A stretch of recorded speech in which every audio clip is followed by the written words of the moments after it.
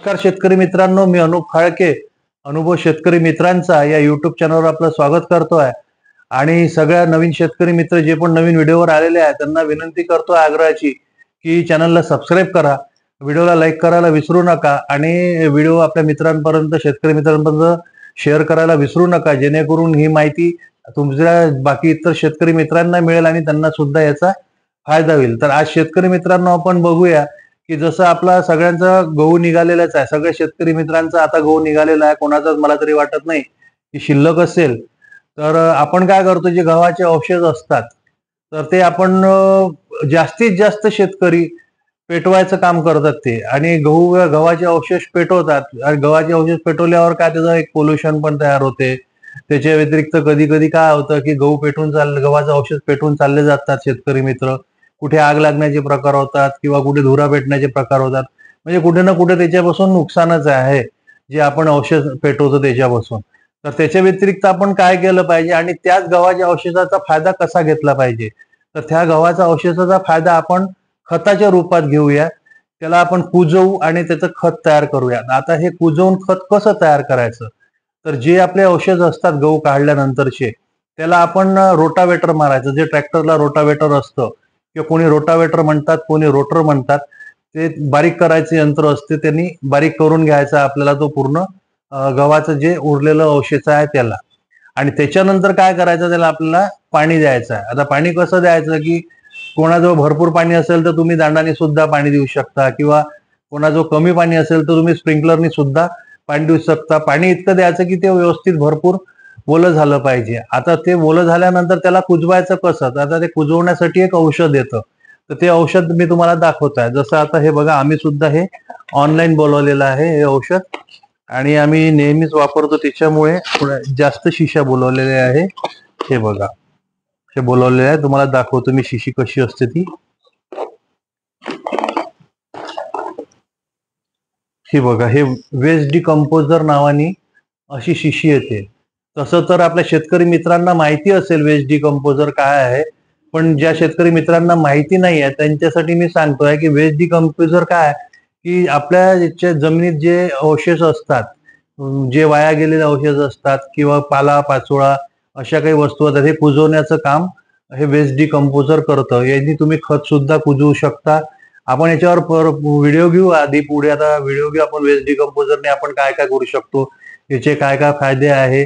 एखादा एक दोन सेपरेट व्हिडिओ याचे घेऊ नंतर कोण्या कोण्या उपयोग येते. पण सध्या आज आपण बघूया की गव्हाचे जे अवशेष असतात ते यांनी कसे कुजवायचे. तर ही वेस्ट डिकम्पोजरची शिशी आपण ऑनलाईन बोलवू शकतो.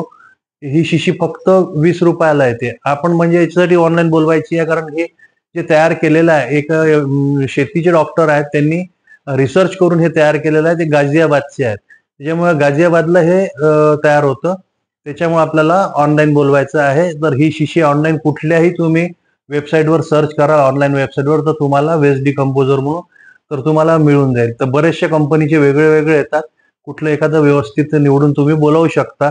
आणि याची किंमत मात्र खरी किंमत 20 रुपये आहे. पण कोण्या ऑनलाईनवर 40ची विकतात, कोणी 100ची विकतात, कोणी 150ची विकतात, कोणी 30ची विकतात. पण खरी किंमत 20 रुपये आहे. तुमच्या सोयीच्या हिशोबाने तुम्ही 20-40 रुपयापर्यंत जरी आली तरी काही महाग पडणार नाही. तर ही आपल्याला वेस्ट डिकम्पोजर घ्यायचं आहे आणि 200 लिटर पाणी एका एकरासाठी घ्यायचं आहे. 200 लिटरचा जो ड्रम येतो त्यात आपण पाणी घेऊन घ्यायचं आहे एका एकरासाठी, आणि त्यात हे वेस्ट डिकम्पोजर पूर्ण मिसळून घ्यायचं आहे. आणि हे वेस्ट डिकम्पोजर मिसळल्यानंतर त्यात आपल्याला 2 किलो गुळ मिसळायचा आहे. आता मी नेहमीच सांगतो की गुळ एकदम हलक्या दर्जाचा घ्या, जो काळा गुळ असतो, वेस्टेज जो गुळ असतो ज्याच्यात केमिकल नसतं, असा गुळ घ्या. ज्याचा भरपूर फायदा असतो कारण त्यात केमिकल नसतं. तर हे वेस्ट डिकम्पोजर आणि गुळ आपल्याला 200 लिटर पाण्यात मिसळून घ्यायचं आहे.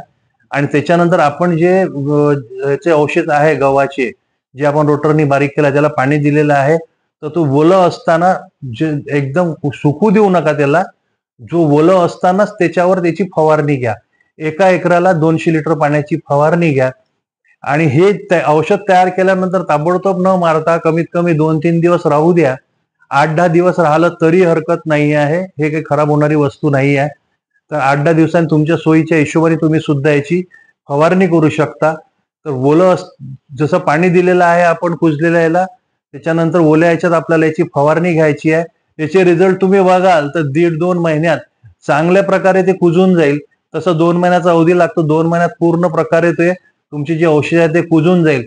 किंवा तशा याच्यात सुद्धा तुम्ही रोटर मारलेला आहे, त्याच्यानंतर वाही केल्यावर तुम्ही पेरणी जरी केली, हे सगळं वापरल्यावर आणि त्याच्यानंतर राहिलं तरी पेरणी केल्यानंतर सुद्धा जसं आपलं डवरण होतं, काही होतं, तरी चालेल, हरकत नाही. तरी ते कुजल्या जाईल आणि त्याचं भरपूर खत तयार होईल. आणि विशेष म्हणजे जसं गव्हाचं जे औषध असतात याच्यात सिलिकॉनचं प्रमाण भरपूर आहे आणि आपण आपलं सिलिकॉन सोडून देतो आणि त्याच्यानंतर आपण मार्केटमधून बाजारपेठेतून महाग सिलिकॉन आणून सीझनच्या वेळेला आपण वापरतो. त्यापेक्षा हा जर तुम्ही प्रयोग केला तर तुम्हाला सिलिकॉनची कमी पडणार नाही आणि बाजारपेठेतून विकत आणायचं काम पडणार नाही.